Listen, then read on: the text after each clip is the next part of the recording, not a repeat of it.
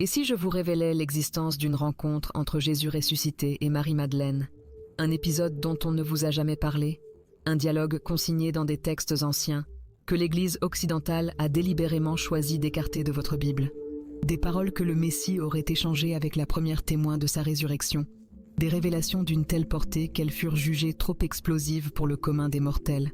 Cette rencontre, elle existe bel et bien. Elle est jalousement préservée au sein de la tradition éthiopienne, dans des manuscrits que cette église africaine millénaire a su garder vivants pendant plus de 15 siècles, tandis que le reste du monde chrétien les reléguait aux oubliettes ou les censurait délibérément. Marie-Madeleine ne fut pas une simple figurante dans le grand récit de la résurrection. Non, elle en fut l'actrice principale, la protagoniste incontestée de ce moment charnière. C'est elle qui découvrit la première le tombeau vide. C'est elle qui vit le Seigneur ressuscité avant même le moindre apôtre. C'est à elle que fut confiée la mission d'annoncer la nouvelle la plus capitale de toute l'histoire de l'humanité. Mais qu'est-ce que Jésus lui a dit, au juste? Quels mots ont été échangés lors de cette rencontre qui allait tout bouleverser? Les évangiles canoniques ne nous livrent que des bribes, des fragments épars. Ils racontent que Jésus l'appela par son nom, qu'elle le reconnut, qu'il lui confia le mandat de porter un message aux disciples. Cependant, les traditions préservées en Éthiopie suggèrent une toute autre profondeur, des dialogues bien plus étoffés, des révélations d'une ampleur insoupçonnée, des enseignements que Marie reçut en tant que première témoin privilégiée du Christ ressuscité. Pourquoi ces traditions ont-elles été marginalisées en Occident? Qu'y avait-il de si dérangeant dans leur contenu? Pourquoi une Église se proclamant gardienne de la vérité a-t-elle décidé que ces textes ne devaient jamais être portés à la connaissance du public? Les réponses à ces questions nous forceront à remettre en question tout ce que nous pensions savoir sur Marie-Madeleine, sur la résurrection, et même sur la manière dont le canon biblique que nous connaissons a été forgé. Aujourd'hui, nous allons nous pencher sur l'un des mystères les plus fascinants de l'histoire chrétienne. Nous allons exhumer ce que la Bible éthiopienne a préservé de cette rencontre extraordinaire. Nous allons décortiquer les preuves, les textes, les traditions qui, pendant des siècles, furent ignorées ou sciemment occultées en Occident. Notre démarche n'est pas de saper votre foi, ni de semer la confusion, loin de là. Notre objectif est d'approfondir la richesse de la tradition chrétienne, de rendre hommage aux textes qui ont survécu à l'épreuve du temps, et d'explorer des dimensions de l'Évangile qui nous sont trop souvent dissimulées. Marie-Madeleine mérite d'être connue dans toute sa complexité. Sa rencontre avec le ressuscité mérite d'être explorée dans toute sa profondeur. Les paroles que Jésus lui a adressées méritent d'être entendues, même si elles nous parviennent par le biais de traditions que l'Église occidentale a soigneusement mises de côté. Le voyage que nous entamons aujourd'hui vous mènera des jardins paisibles, près du tombeau vide, au monastère niché dans les montagnes éthiopiennes. Des textes que la tradition a précieusement conservés, aux raisons pour lesquelles ils furent sciemment étouffés. De ce que nous croyons savoir à ce qui nous fut délibérément caché. Êtes-vous prêt à découvrir ce que Jésus a révélé à Marie-Madeleine après sa résurrection? Votre curiosité est-elle assez aiguisée pour explorer les révélations que la Bible éthiopienne a préservées? Êtes-vous disposé à rencontrer Marie-Madeleine telle que vous ne l'avez probablement jamais envisagée? Car ce qui va suivre va bouleverser votre compréhension de l'un des moments les plus sacrés de l'histoire chrétienne. Et une fois que vous aurez pris connaissance de ces traditions, vous ne lirez plus jamais le récit de la résurrection de la même manière. La rencontre la plus extraordinaire de l'histoire vous attend. Les paroles du ressuscité à Marie-Madeleine sont sur le point d'être dévoilées. Pour cerner pleinement les traditions que la Bible éthiopienne préserve concernant Marie-Madeleine et sa rencontre avec le ressuscité, il nous faut d'abord comprendre qui était cette femme hors du commun et pourquoi sa figure a suscité tant de fascination et de controverses. Marie-Madeleine, dont le nom suggère une origine à Magdala, cité de pêcheurs sur la côte occidentale du lac de Tibériade, ou mère de Galilée, apparaît dans les évangiles canoniques comme l'une des disciples les plus ferventes de Jésus. Luc nous rapporte qu'elle fut libérée de 7 démons. Les évangiles synoptiques la décrivent présente lors de la crucifixion, alors que la plupart des disciples avaient fui. Et, point crucial, tous les évangiles l'identifient comme témoin principal du tombeau vide. L'évangile de Jean développe plus amplement sa rencontre avec le ressuscité. Il narre comment elle arriva au sépulcre alors qu'il faisait encore sombre, comment elle le trouva vide, et comment elle courut avertir Pierre et le disciple bien-aimé. Puis, tandis qu'elle pleurait près du tombeau, le ressuscité lui apparut. Elle le prit pour le jardinier, jusqu'à ce qu'il l'appelle par son nom. « Marie », elle répondit alors, « Rabouni », ce qui signifie « maître ». Ce moment de reconnaissance, lorsque Jésus prononce son nom et qu'elle répond, est l'un des plus poignants de tout le Nouveau Testament. Mais le texte canonique reste étrangement succinct sur ce qui s'ensuivit.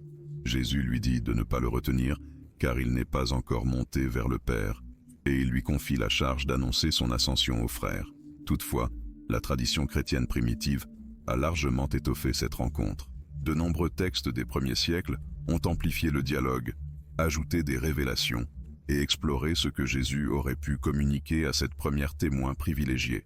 L'Église éthiopienne, forte de son canon plus étendu et de sa tradition indépendante, a précieusement conservé certains de ses développements. Parmi les textes distinctifs de la Bible éthiopienne figurent des ouvrages qui abordent directement Marie-Madeleine et sa relation privilégiée avec le ressuscité. Le christianisme éthiopien présente des caractéristiques qui le rendent particulièrement réceptif à ces traditions. Sa connexion revendiquée avec Israël, sa préservation de pratiques juives ancestrales, son canon élargi incluant des textes comme le livre d'Enoch, tout cela a créé un terreau fertile où des traditions marginalisées en Occident ont pu s'épanouir. La figure de Marie-Madeleine dans la tradition éthiopienne n'est absolument pas celle de la pécheresse repentie que la tradition médiévale occidentale a forgée de toutes pièces. Cette identification erronée, propagée par le pape Grégoire le Grand au XVIe siècle, a amalgamé à tort Marie-Madeleine avec d'autres figures féminines des évangiles. La tradition éthiopienne, isolée de ces confusions occidentales, a conservé une image bien plus fidèle aux textes originaux. En Éthiopie, Marie-Madeleine est vénérée comme apôtre des apôtres, un titre qui reconnaît son rôle de première annonciatrice de la résurrection. C'est elle qui a porté aux disciples la nouvelle qui allait changer le monde. Avant que Pierre ne prêche, avant que Paul n'écrive, Marie-Madeleine a proclamé « J'ai vu le Seigneur ». Cette primauté a des implications théologiques profondes. Si Marie fut la première témoin et la première annonciatrice, son témoignage revêt une autorité singulière. Ce que Jésus lui a révélé lors de cette rencontre prend une signification particulière. Les paroles qu'il lui a adressées méritent une attention toute spéciale. Les textes éthiopiens qui préservent des traditions sur cette rencontre n'ont pas pour vocation de contredire les évangiles canoniques. Ils visent plutôt à les étoffer, à les approfondir, à explorer ce que les récits concis laissaient implicite. Dans la mentalité éthiopienne, ces textes sont complémentaires, non concurrents, de l'écriture canonique. Si ce périple sur Marie-Madeleine et les traditions éthiopiennes bousculent déjà vos certitudes, imaginez tout ce qu'il reste à débusquer. Cette chaîne est conçue pour sonder les vérités enfouies de l'histoire chrétienne, pour rendre justice aux traditions qui ont survécu dans des lieux inattendus, et pour affiner notre compréhension de l'Évangile. Rejoignez notre communauté d'explorateurs en vous abonnant. Nous ne vous promettons pas des réponses toutes faites, mais un voyage honnête vers des vérités qui méritent d'être mises en lumière. À présent, poursuivons notre exploration de ce que ces textes extraordinaires nous révèlent.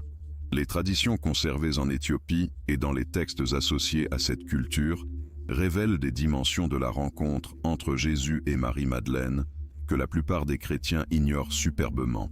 L'un des manuscrits les plus significatifs est l'Évangile de Marie, un texte copte qui, bien que non exclusif à la tradition éthiopienne, représente le genre de matériau que cette culture a contribué à sauvegarder. Ce texte présente Marie-Madeleine comme la dépositaire de révélations spéciales que Jésus lui a communiquées en privé. Selon cet évangile, après la résurrection, les disciples étaient troublés et saisis de crainte. Marie les consola et commença à leur révéler les enseignements que le Seigneur lui avait confiés, à elle seule. Le texte conserve un dialogue où Jésus explique à Marie les mystères de l'âme, son ascension à travers différentes puissances, sa libération des liens qui l'emprisonnent. Les paroles attribuées à Jésus dans ce texte sont d'une portée extraordinaire. Il y est question de l'âme qui s'élève au-delà du désir, au-delà de l'ignorance, au-delà de la colère. Il décrit un voyage intérieur de libération, où l'âme reconnaît sa vraie nature et transcende les forces qui la contraignent. Une fois que Marie eut achevé de révéler ses enseignements, certains disciples réagirent avec un scepticisme manifeste. André mit en doute que le Sauveur ait réellement prononcé de telles paroles, les trouvant bien trop étranges. Pierre fut plus direct, s'interrogeant ouvertement si le Seigneur aurait véritablement partagé de tels mystères avec une femme, et ce, de préférence à eux. La réplique de Lévi à Pierre est des plus révélatrices. Il prit la défense de Marie, affirmant que si le Sauveur l'avait jugée digne de recevoir de tels enseignements, qui était Pierre pour la rejeter? Le Sauveur la connaissait intimement, et c'est pourquoi il l'aimait plus qu'eux. Ce passage résonne comme un écho des tensions bien réelles au sein du christianisme primitif. L'autorité de Marie-Madeleine, fondée sur sa relation privilégiée avec Jésus, fut apparemment contestée par certains. D'autres, en revanche, la défendirent. Le texte lui-même prend résolument parti pour Marie. D'autres textes conservés dans les traditions orientales explorent diverses facettes de cette rencontre. Les questions de Marie, bien que fragmentaires, suggèrent que Marie aurait reçu des enseignements sur des pratiques rituelles et des mystères à transmettre de manière sélective. La Pistis Sophia, un volumineux texte copte, dépeint Marie-Madeleine comme la disciple la plus perspicace de Jésus ressuscité. Elle pose plus de questions que n'importe quel autre disciple. Elle reçoit des éloges explicites du Seigneur pour sa compréhension supérieure. Elle est décrite comme celle dont le cœur est plus orienté vers le royaume des cieux que celui de tous ses frères. Dans la Pistis Sophia, Jésus s'adresse directement à Marie. « Bienheureuse es-tu, Marie. Je te rendrai parfaite dans tous les mystères d'en haut. Parle en toute liberté, car tu es celle dont le cœur est plus tourné vers le royaume des cieux que celui de tous tes frères. » Ces paroles contrastent de manière flagrante avec l'image souvent passive de Marie-Madeleine que l'on nous présente. Ici, elle n'est pas seulement témoin, mais réceptrice active de révélations, interrogatrice incisive, disciple modèle dont la compréhension surpasse celle des autres suiveurs. L'ouverture de la tradition éthiopienne aux textes marginalisés en Occident a contribué à préserver la mémoire de cette Marie-Madeleine plus complexe. Ses manuscrits, ses traditions orales, sa vénération de figures que l'Occident a minimisées, ont maintenu vivante une image qui, sans cela, se serait irrémédiablement perdue. Pourquoi ces traditions furent-elles marginalisées en Occident? Les enquêtes suggèrent de multiples raisons. La prééminence de Marie-Madeleine en tant qu'autorité spirituelle ne cadrait pas avec les structures patriarcales émergentes. Les enseignements attribués à Jésus dans ces textes présentaient des affinités avec des groupes gnostiques que l'orthodoxie rejetait. La diversité que ces textes représentaient menaçait l'unité doctrinale que les conciles cherchaient à établir. Pour saisir véritablement les traditions concernant Marie-Madeleine et le ressuscité, il nous faut examiner des concepts fondamentaux qui sont trop souvent mal interprétés. Le premier concept crucial est celui d'apôtre. Dans l'usage courant, ce terme est réservé aux 12 hommes choisis par Jésus. Pourtant, sa signification originale est simplement « envoyé ». Un apôtre est quelqu'un dépêché avec un message, une mission, une autorité déléguée. Dans ce sens originel, Marie-Madeleine fut incontestablement une apôtre. Elle fut envoyée par le ressuscité pour annoncer sa victoire sur la mort. Sa mission précéda chronologiquement toute autre proclamation apostolique. La tradition orientale la nomme « apôtre des apôtres », précisément parce que son envoi fut antérieur à celui des autres. Le second concept fondamental est celui de révélation privée. Les évangiles canoniques consignent des enseignements publics de Jésus, destinés aux foules ou à des groupes de disciples. Mais ils préservent aussi des indices d'enseignement privés, communiqués sélectivement à certains. Marc mentionne que Jésus expliquait tout en privé à ses disciples. Jean suggère qu'il y avait bien plus à dire, mais que les disciples ne pouvaient pas encore le supporter. Cette ouverture à des révélations supplémentaires, à des enseignements pour des cercles restreints, fait partie de la tradition évangélique elle-même. Les textes qui préservent les révélations de Jésus à Marie-Madeleine opèrent dans ce cadre. Ils ne prétendent pas introduire quelque chose de totalement étranger. Ils visent à étoffer ce que les évangiles ont laissé implicite, qu'il y eut davantage de conversations, d'enseignements, de révélations que les récits concis n'ont pu en saisir. Le troisième concept qui mérite notre attention est celui de la résurrection elle-même. Les rencontres avec le ressuscité dans les évangiles canoniques sont étranges, liminales, difficiles à catégoriser. Jésus apparaît et disparaît. Il n'est pas toujours reconnu immédiatement.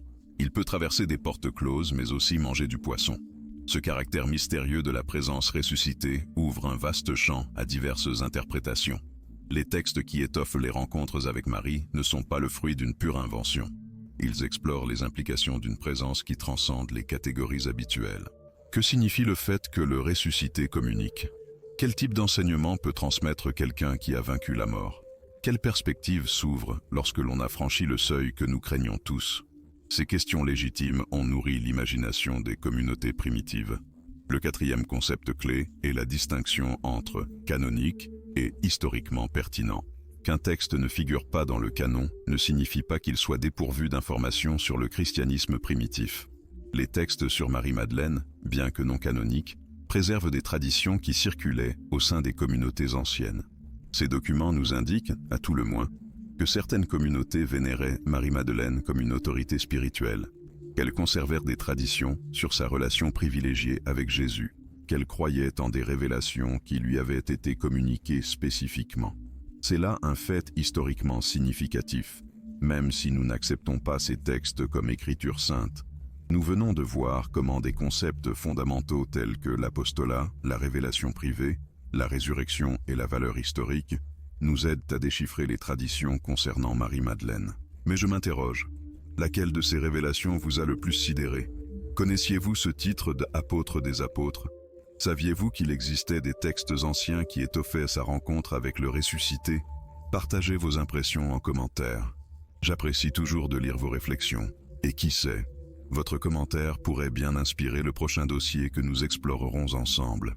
À présent, plongeons encore plus profondément dans ces mystères.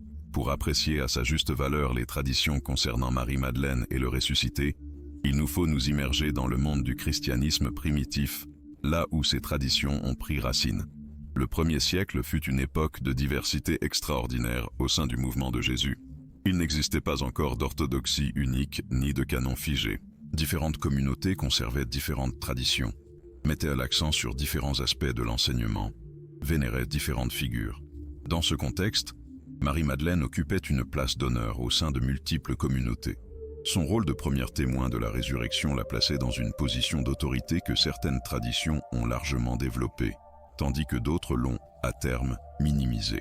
Les communautés qui vouaient un culte particulier à Marie-Madeleine semblent avoir été connectées à des courants du christianisme qui valorisaient l'expérience mystique directe, la révélation personnelle, la connaissance intérieure.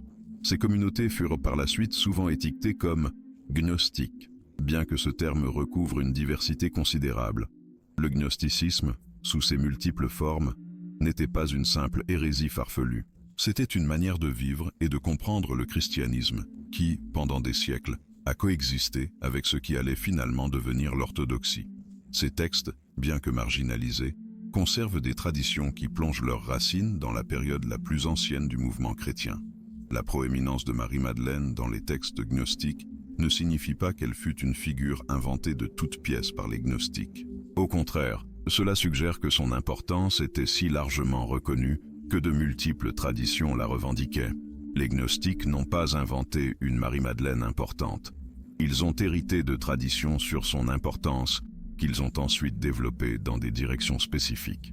Le monde méditerranéen du 1er siècle connaissait de multiples modèles d'autorité religieuse féminine. Les prêtresses jouaient des rôles prééminents dans divers cultes. Les prophétesses étaient des figures reconnues dans les traditions juives et païennes. Le christianisme primitif, avec son message relativement égalitaire, n'a initialement pas exclu les femmes des rôles de leadership. Paul mentionne des femmes qui œuvrent comme collaboratrices dans l'Évangile. Les actes des apôtres nomment des prophétesses. Les épîtres pastorales, bien que plus restrictives, témoignent que la question du leadership féminin était âprement débattue. Marie-Madeleine, en tant que première annonciatrice de la résurrection, s'inscrivait naturellement comme une figure d'autorité. L'Éthiopie, en recevant le christianisme au IVe siècle, a hérité de traditions qui incluaient cette prééminence féminine. Son isolement géographique l'a protégée de certains des processus d'homogénéisation qui ont affecté le christianisme méditerranéen. Les traditions concernant Marie-Madeleine, marginalisées en Occident, ont ainsi pu perdurer dans les montagnes éthiopiennes. La vénération éthiopienne de Marie-Madeleine demeure vivace jusqu'à aujourd'hui. Elle est célébrée par des fêtes spécifiques dans le calendrier liturgique. Son image figure dans des manuscrits enluminés. Son histoire est contée dans les sermons et les dévotions populaires. Ce n'est pas une figure mineure, mais une sainte vénérée dont le témoignage de la résurrection est considéré comme fondateur. Les manuscrits éthiopiens conservent des textes sur Marie-Madeleine introuvables dans d'autres traditions. Certains sont des versions guèzes de textes connus dans d'autres langues. D'autres pourraient être des développements uniques de la tradition éthiopienne. Tous témoignent d'une vénération continue que l'Occident a trop souvent délaissée. La tradition orale éthiopienne complète les textes écrits. Des récits sur Marie-Madeleine se transmettent de génération en génération. Des détails qui n'apparaissent dans aucun texte connu circulent au sein des communautés dévotes. Cette tradition vivante pourrait bien préserver les échos de traditions plus anciennes que les textes écrits n'ont pas su saisir. Le contexte éthiopien inclut également une appréciation particulière pour les figures féminines sacrées. La Vierge Marie occupe une place centrale dans la dévotion éthiopienne, mais d'autres saintes femmes sont également vénérées avec une ferveur toute particulière.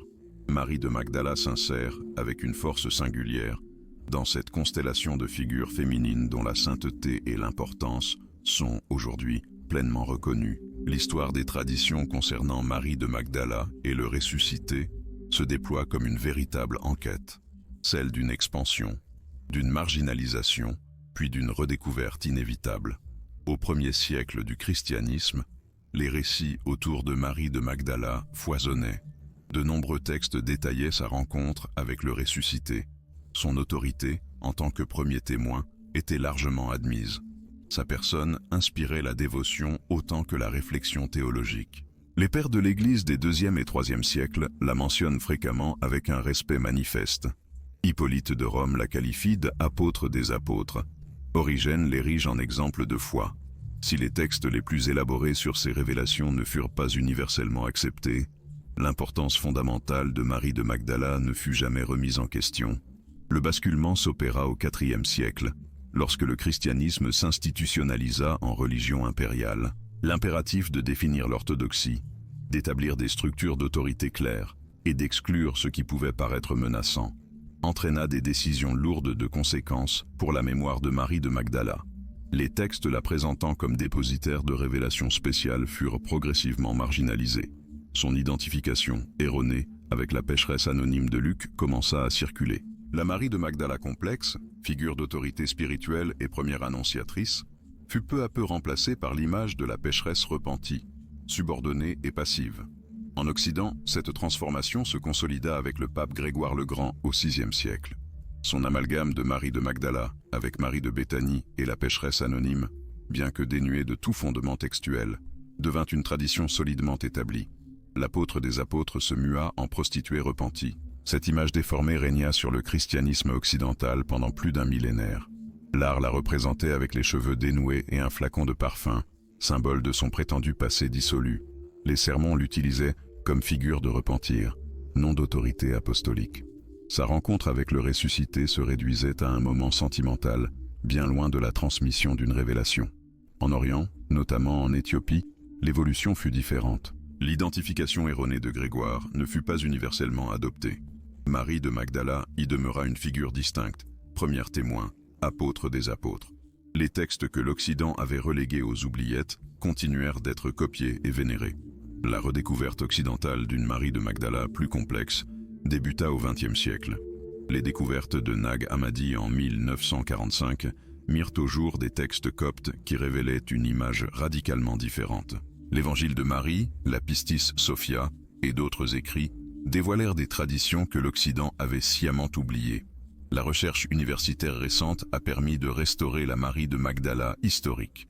Les chercheurs ont démontré que l'identification avec la pécheresse manquait de toute base textuelle. Ils ont reconstitué son importance au sein du mouvement de Jésus. Ils ont analysé comment et pourquoi sa figure fut ainsi dénaturée. L'Église catholique, en 1969, sépara officiellement Marie de Magdala des autres figures avec lesquelles elle avait été confondue. En 2016, le pape François éleva sa célébration au rang de fête, reconnaissant son rôle de apôtre des apôtres. Après 1500 ans, l'Occident commençait enfin à retrouver ce que l'Éthiopie n'avait jamais perdu. Aujourd'hui, Marie de Magdala connaît une forme de renaissance. Livres, films, études académiques explorent sa figure avec un intérêt renouvelé. Les traditions préservées par l'Église éthiopienne, les textes révélés à Nag Hammadi, tout concourt à brosser un portrait plus riche et plus complexe de cette femme extraordinaire. L'histoire de Marie de Magdala est aussi celle de distorsions que nous devons impérativement identifier et corriger pour accéder aux traditions les plus anciennes. La distorsion la plus grave fut cette identification avec la pécheresse anonyme du chapitre 7 de Luc. Cette femme, décrite comme une pécheresse de la ville, oint les pieds de Jésus de parfums et de larmes. Rien dans le texte ne suggère qu'il s'agisse de Marie de Magdala.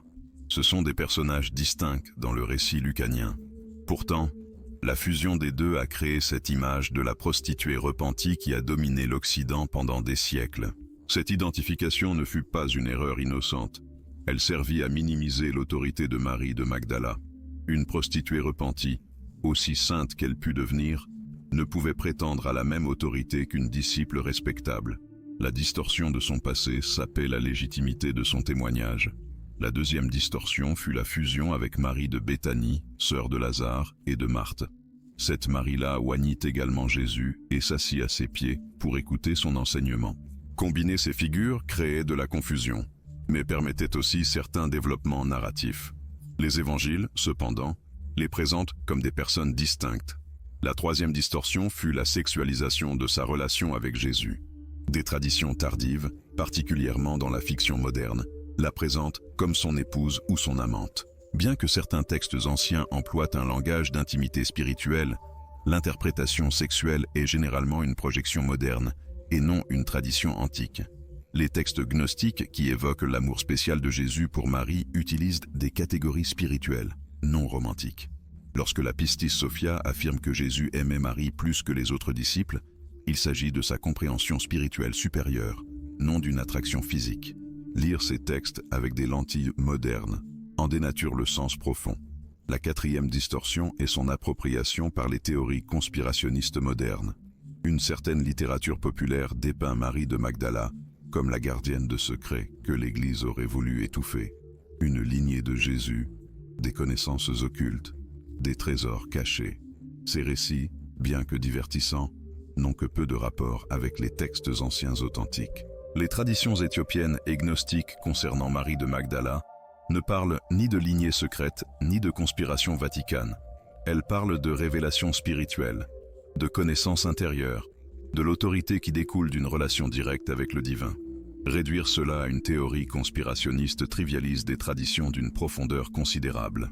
La cinquième distorsion est l'idéalisation excessive dans la direction opposée. Certaines lectures contemporaines présentent Marie de Magdala comme une proto-féministe, leader d'un christianisme égalitaire que le patriarcat aurait supprimé. Bien qu'il y ait des éléments de vérité dans cette perspective, la simplification excessive ne rend pas justice à la complexité historique. Le christianisme primitif n'était pas un simple affrontement entre patriarcat et égalitarisme. Il était diversifié de manière qui ne s'inscrivent pas facilement dans nos catégories modernes. Marie de Magdala était importante, mais les raisons de son importance n'étaient pas identiques à celles que nous valorisons aujourd'hui. Projeter nos agendas contemporains déforme autant que les distorsions traditionnelles. Retrouver la Marie de Magdala historique exige une navigation prudente entre ces multiples distorsions. Nous devons rejeter l'image de la prostituée repentie sans tomber dans les idéalisations opposées. Nous devons reconnaître son autorité spirituelle sans la sexualiser indûment. Nous devons honorer les traditions qui la célèbrent sans en faire un véhicule pour des théories conspirationnistes. La tradition éthiopienne offre une perspective précieuse précisément parce qu'elle a échappé à certaines des distorsions occidentales. Sa Marie de Magdala n'est pas une prostituée repentie, car cette identification erronée n'y a jamais été adoptée. Elle est l'apôtre des apôtres, car cette tradition y fut préservée sans discontinuité. Mais elle n'est pas non plus une figure de nos fantasmes modernes. Les preuves qui étayent les traditions concernant Marie de Magdala comme figure d'autorité et réceptacle de révélation sont substantielles et variées. La première preuve provient des évangiles canoniques eux-mêmes. Les 4 évangiles nomment Marie de Magdala comme témoin de la crucifixion et du tombeau vide. Jean l'identifie spécifiquement comme la première personne à voir le ressuscité. Cette proéminence dans les textes canoniques constitue un fondement solide pour les traditions qui l'ont développé. De manière significative, Marie de Magdala apparaît fréquemment en tête des listes de femmes qui suivaient Jésus. Cette position suggère une prééminence. Elle n'était pas simplement une disciple parmi d'autres. Elle était, semble-t-il, la plus importante d'entre elles. La deuxième preuve émane des découvertes de Nag Hammadi. En 1945, des paysans égyptiens mirent au jour une collection de manuscrits coptes enfouis au IVe siècle. Parmi eux se trouvait l'Évangile de Marie, qui présente Marie de Magdala comme dépositaire de révélations spéciales. Ce texte, bien que fragmentaire, démontre qu'au IIe siècle, il existait des communautés qui vénéraient Marie de Magdala comme une autorité spirituelle. Ce n'est pas une invention moderne. C'est un témoignage ancien de tradition qui circulait au 1er siècle du christianisme. La troisième preuve est la Pistis Sophia, un texte copte étendu qui présente Marie de Magdala comme la disciple la plus perspicace de Jésus. Dans ce texte, elle pose plus de questions que tout autre disciple et reçoit des éloges explicites pour sa compréhension. Les phrases attribuées à Jésus dans ce texte sont remarquables. Il l'appelle « pur spirituel », affirme que son cœur est plus orienté vers le royaume que celui de ses frères, promet de la perfectionner dans tous les mystères. Ces expressions reflètent une vénération profonde qui n'a pu surgir de nulle part. La quatrième ligne de preuve provient des pères de l'Église. Hippolyte de Rome, au IIIe siècle, la nomme explicitement « apôtre des apôtres ».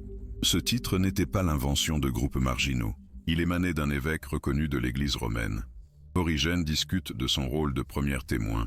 Éphrem le Syrien la célèbre. Même des auteurs qui seraient finalement considérés comme orthodoxes reconnaissaient son importance particulière. La marginalisation de Marie de Magdala ne fut pas un processus instantané, mais graduel. La cinquième preuve est la tradition éthiopienne continue. L'Église éthiopienne a vénéré Marie de Magdala sans interruption pendant plus de 1500 ans. Sa fête est célébrée. Ses images apparaissent dans les manuscrits. Son histoire est racontée dans les dévotions populaires. Cette tradition vivante n'est pas une preuve directe de ce qui s'est historiquement passé entre Jésus et Marie, mais elle atteste que certaines traditions concernant son importance n'ont jamais disparu, qu'elles ont été préservées dans des communautés qui n'ont pas adopté les distorsions occidentales. Les manuscrits éthiopiens spécifiques contenant des éléments sur Marie de Magdala sont en cours de catalogage et d'étude. Certains ont été publiés et traduits, d'autres demeurent dans les monastères, attendant l'analyse académique. Le corpus complet n'est pas encore pleinement connu. Nous avons passé en revue des preuves fascinantes concernant Marie de Magdala et sa place dans les traditions chrétiennes anciennes. Il est temps de passer à l'un des chapitres les plus révélateurs de cette histoire, celui qui tente de percer le mystère de sa mise à l'écart. Comprendre pourquoi les traditions concernant Marie de Magdala furent marginalisées exige d'examiner les dynamiques de pouvoir à l'œuvre dans l'Église primitive. Le christianisme primitif émergea dans un monde où coexistaient de multiples modèles d'autorité religieuse. Prophètes et prophétesses, maîtres charismatiques, apôtres itinérants, anciens des communautés locales. L'autorité provenait de sources diverses. Il n'existait pas encore de structure hiérarchique unique contrôlant l'ensemble. Dans ce contexte, des figures comme Marie de Magdala pouvaient revendiquer une autorité basée sur leur relation directe avec Jésus, sur les révélations reçues, sur le témoignage qu'elles pouvaient apporter. Leur autorité ne dépendait pas de nominations institutionnelles, mais d'une expérience personnelle. À mesure que le christianisme s'institutionnalisait, ce modèle charismatique devint problématique. Les structures épiscopales émergentes devaient contrôler qui avait l'autorité d'enseigner, de prêcher, de transmettre la tradition. L'autorité devait être canalisée à travers des institutions reconnaissables. Les épîtres pastorales, probablement du IIe siècle, montrent déjà des restrictions concernant les femmes dans les rôles d'enseignement. « Je ne permets pas à la femme d'enseigner », écrit l'auteur de la première épître à Timothée. Ces restrictions reflètent des débats réels sur qui pouvait exercer l'autorité dans les communautés chrétiennes. Marie de Magdala, en tant que figure d'autorité charismatique féminine, représentait un modèle alternatif que certains cherchaient à supprimer. Les traditions la présentant comme dépositaire de révélations spéciales légitimaient des formes d'autorité que les structures émergentes ne pouvaient facilement contrôler. L'association de Marie de Magdala avec des groupes gnostiques compliqua les choses. Lorsque l'orthodoxie naissante définit le gnosticisme comme une hérésie, tout ce qui lui était lié devint suspect. Les textes qui vénéraient Marie de Magdala comme autorité spirituelle furent marginalisés en même temps que d'autres enseignements gnostiques. Cette marginalisation ne fut pas nécessairement une conspiration consciente visant à supprimer les femmes. Ce fut un processus plus complexe. Les dirigeants ecclésiastiques croyaient sincèrement protéger la vraie foi en excluant ce qu'ils considéraient comme des déviations dangereuses. Mais l'effet pratique fut de réduire au silence des traditions qui donnaient une place prépondérante aux voix féminines. La transformation de Marie de Magdala d'apôtre en prostituée repentie servait de multiples objectifs. Elle offrait un modèle de conversion spectaculaire. Elle exemplifiait la miséricorde divine envers les pécheurs. Et, commodément, elle réduisait son autorité à celle d'une pécheresse rachetée, plutôt qu'à celle d'un témoin privilégié. Le contexte romain eut également une influence. La société romaine était imprégnée de structures patriarcales fortes. lorsque le christianisme devint la religion de l'Empire, adopter les normes romaines sur le rôle des femmes parut naturel, voire nécessaire. La proéminence féminine du christianisme primitif devint alors embarrassante. L'Éthiopie échappa à certaines de ces dynamiques en raison de son isolement. Son église ne fut jamais aussi intégrée au pouvoir impérial que les églises méditerranéennes. Ces structures évoluèrent de manière différente. Les traditions concernant Marie de Magdala, qui furent supprimées ailleurs, purent y perdurer relativement intactes. Il est crucial d'éviter toute simplification excessive. Il n'y eut pas une décision unique de supprimer Marie de Magdala. Le processus fut graduel, le résultat de nombreuses décisions prises pour des raisons diverses. Certaines de ces raisons relevèrent du genre, d'autres de l'orthodoxie théologique, d'autres encore de la politique ecclésiastique. Nous ne devons pas non plus idéaliser les traditions qui honoraient de Marie de Magdala comme parfaitement égalitaire. Même les textes gnostiques qui lui confèrent une proéminence opèrent fréquemment avec des catégories que nous trouverions aujourd'hui problématiques. La complexité historique résiste aux simplifications de tout acabit. Ce que nous pouvons affirmer, c'est que les traditions concernant Marie de Magdala comme autorité spirituelle ont bel et bien existé, ont été valorisées par certaines communautés et ont finalement été marginalisées par des processus historiques qui comportaient des dimensions de pouvoir. Reconnaître cela n'invalide pas la tradition orthodoxe, mais la complexifie de manière significative. Examinons à présent ce que les textes anciens disent directement de la rencontre entre Jésus et Marie de Magdala après la résurrection. L'évangile de Jean, au chapitre 20, propose le récit canonique le plus étoffé. Marie de Magdala arrive au sépulcre alors qu'il fait encore sombre. Elle voit la pierre rouler. Elle court prévenir Pierre et le disciple bien-aimé. Ils vérifient le tombeau vide et s'en vont. Le texte narre ensuite la rencontre.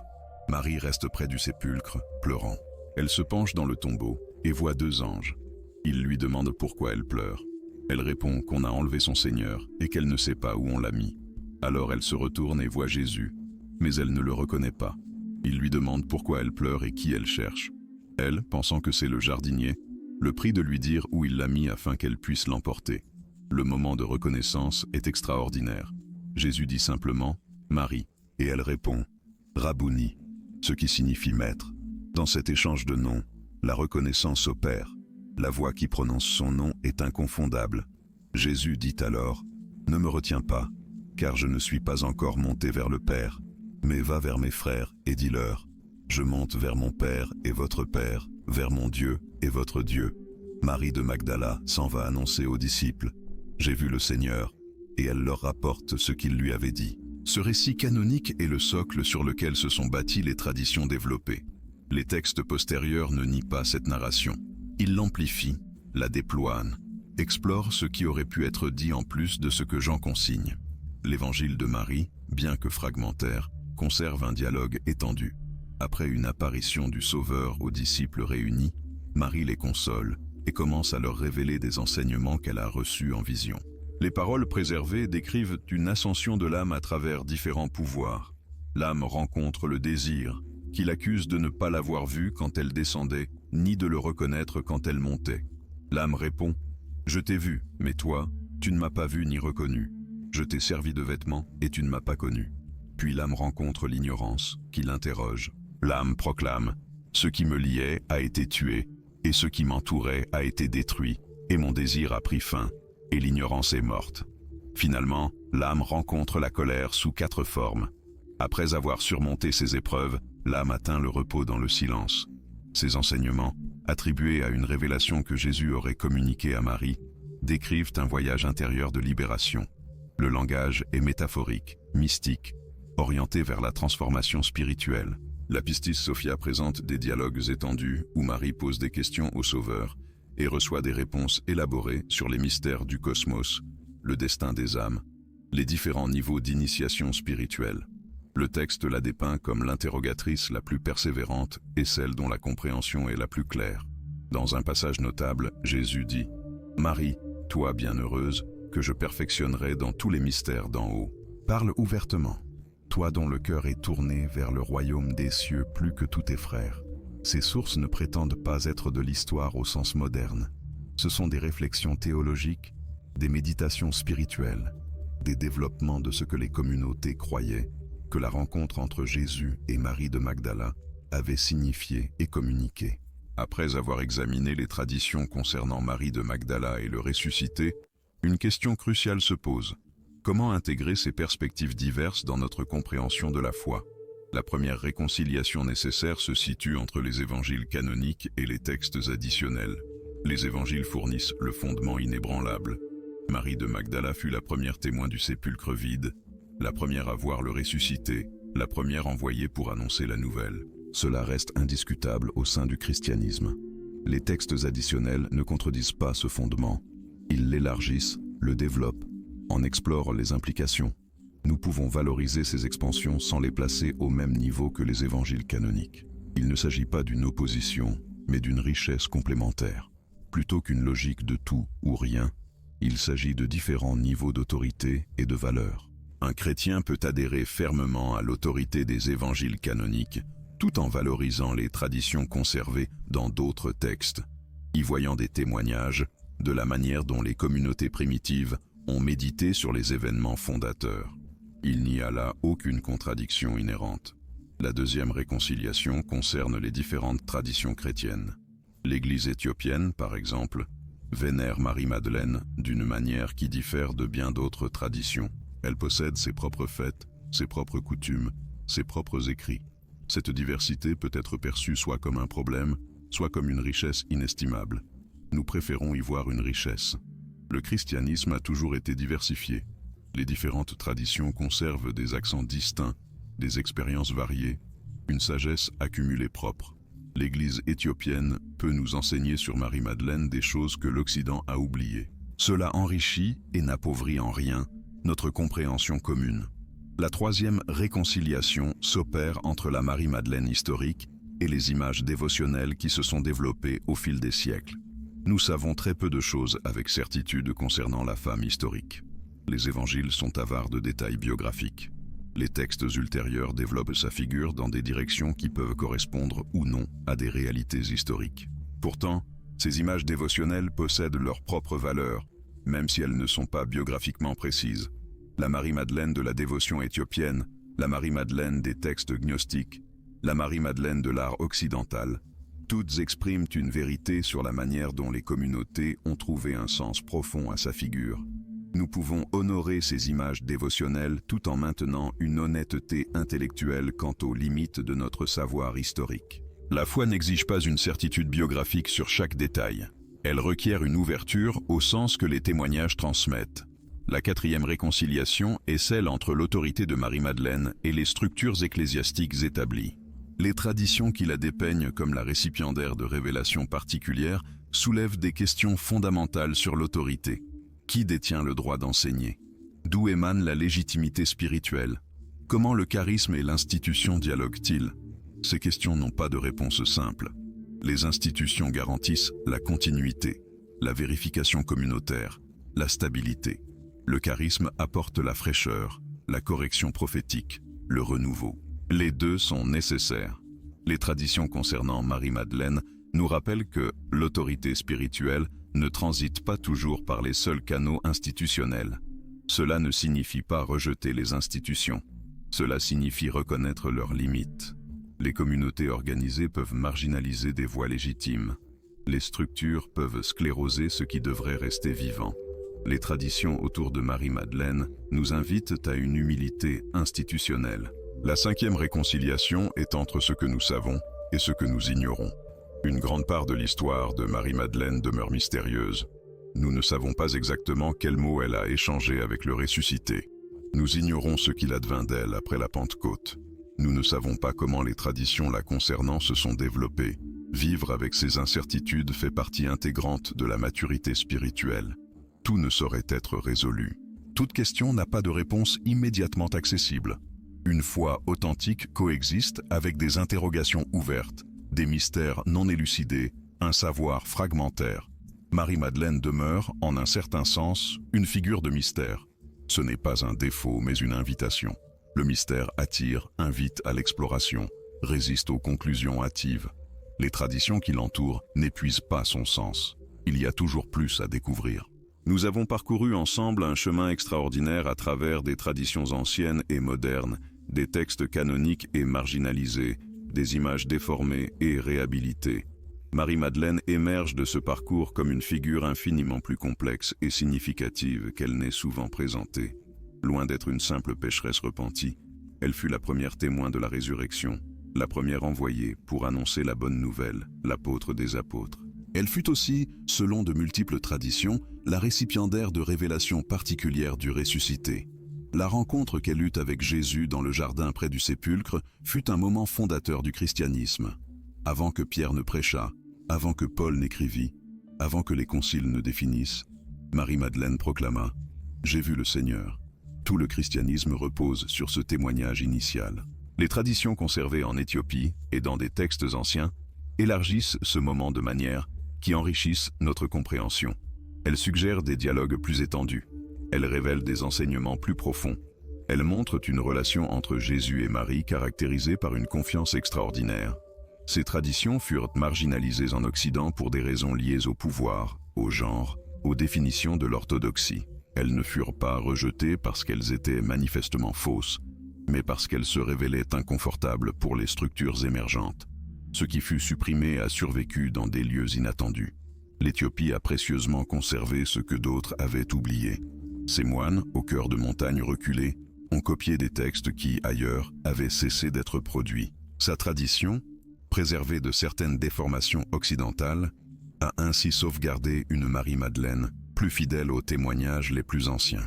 La redécouverte de ces traditions est l'un des événements les plus significatifs de l'histoire religieuse récente. Les manuscrits de Nag Hammadi, les études universitaires, la récupération des perspectives orientales, tout contribue à une image plus riche des origines du christianisme. Si vous êtes arrivé jusqu'ici, vous avez participé à ce processus de redécouverte. Vous avez entendu des traditions que beaucoup ignorent. Vous avez considéré des perspectives trop souvent négligées. Vous avez honoré la mémoire d'une femme dont l'importance fut minimisée durant des siècles. Le voyage ne s'arrête pas là. Marie-Madeleine demeure une figure d'exploration. Les textes éthiopiens n'ont pas encore été entièrement catalogués ni étudiés. Les traditions orales continuent de circuler. Il y a toujours plus à découvrir sur cette première témoin de l'événement le plus crucial de l'histoire chrétienne. Les mots que Jésus lui adressa dans le jardin résonnent à travers les siècles. Marie. Le simple énoncé de son nom fut suffisant pour la reconnaissance. À cet instant, tout bascula. La mort avait été vaincue. La proclamation commençait. Le christianisme naissait. Nous arrivons au terme de cet extraordinaire voyage sur ce que la Bible éthiopienne révèle concernant la rencontre entre Jésus et Marie-Madeleine après la résurrection. Si vous êtes parvenu jusqu'ici, c'est que vous faites partie de ces personnes qui recherchent une connaissance plus profonde, qui valorisent les traditions conservées dans des lieux inattendus, qui comprennent que la richesse du christianisme excède ce que toute tradition unique peut capturer. Cette chaîne existe précisément pour des esprits curieux comme le vôtre. Si vous n'êtes pas encore abonné, c'est le moment idéal. Nous avons tant d'autres choses à explorer ensemble. Les traditions oubliées, les textes préservés, les mystères de la foi qui méritent d'être mis en lumière. Votre présence à nos côtés sur ce chemin est d'une valeur inestimable. Activez la petite cloche pour ne manquer aucune de nos prochaines vidéos. Et maintenant, un autre contenu apparaîtra sur votre écran qui continuera d'élargir votre perspective sur les arcanes de l'histoire chrétienne. Ne vous arrêtez pas en si bon chemin. La quête du savoir est une aventure sans fin. Marie-Madeleine fut la première témoin, la première proclamatrice, l'apôtre des apôtres, la récipiendaire de révélations que les traditions éthiopiennes ont précieusement conservées. Sa voix, réduite au silence pendant des siècles en Occident, est en train d'être retrouvée. Et maintenant, vous connaissez son histoire plus complètement que la plupart. Honorez cette connaissance, partagez ce que vous avez appris, et ne cessez jamais de chercher les vérités que les diverses traditions du christianisme préservent. La rencontre dans le jardin n'était que le commencement. Les paroles du ressuscité à Marie-Madeleine continuent de résonner. Et vous, en achevant ce voyage, vous êtes devenu l'héritier de traditions qui traversent les millénaires pour parvenir jusqu'à nous.